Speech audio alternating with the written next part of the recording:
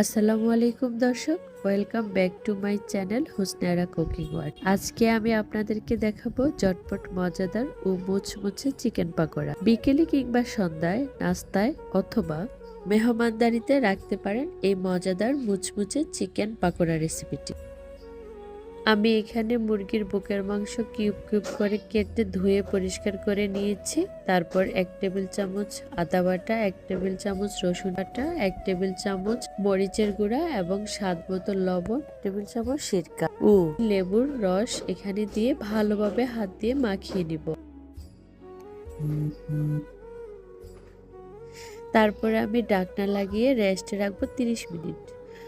অন্য একটা প্লেটে 1 টেবিল চামচ হলুদের গুঁড়া, 1 টেবিল চামচ জিরার গুঁড়া, 1 টেবিল চামচ গরম মশলা ও 1 টেবিল চামচ চাট মশলা। তবে চাট মশলা না থাকলেও চলবে। মুরগির মাংসটা আধা ঘন্টা ম্যারিনেট করা হয়ে গেছে। এই ফাঁকে আমি অন্যান্য উপকরণগুলো রেডি করে নিয়েছি। তো আমি এখানে ধনিয়া পাতা বাসায় ছিল না, বিলিতি ধনিয়াটাকে ভালোভাবে কুচি করে নিয়েছি এবং কাঁচামরিচটাকেও ভালোভাবে কুচি করে নিয়েছি। বাসায় যদি বাচ্চা থাকে সেক্ষেত্রে জালটা বুঝে শুনে দিবেন। তারপর আমি কর্নফ্লাওয়ার এবং হাফ কাপ ময়দা নিয়েছি। তো সবগুলো উপকরণ আমি এক এক করে মুরগির মাংসের সাথে অ্যাড করে নেব।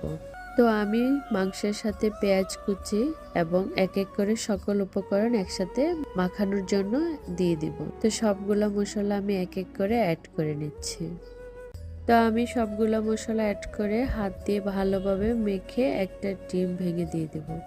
তারপর আমি অ্যাড করব বেকিং সোডা। এখানে বেকিং সোডাটাই দিতে হবে, কারণ বেকিং সোডাটা দিলে চিকেন পাকোড়াগুলো ভাজার পরে অনেকক্ষণ মুচমুচে রাখতে সাহায্য করে।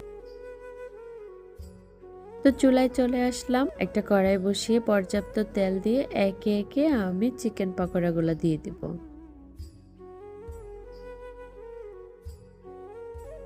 তো আমি পাকোড়াগুলোকে মিডিয়াম হিটে রান্না করে নিব। যদি হিট বেশি থাকে তাহলে ভিতর থেকে কাঁচা থাকবে, উপর দিয়ে পুড়ে যাবে। তো মিডিয়াম হিটে রেখে আমি সুন্দরভাবে পাকোড়াগুলোকে তৈরি করে নিব।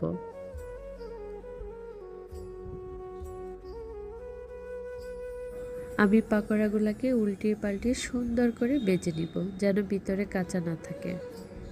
তো আমি এভাবে একে একে সবগুলো পাকোড়া বেজে নিব।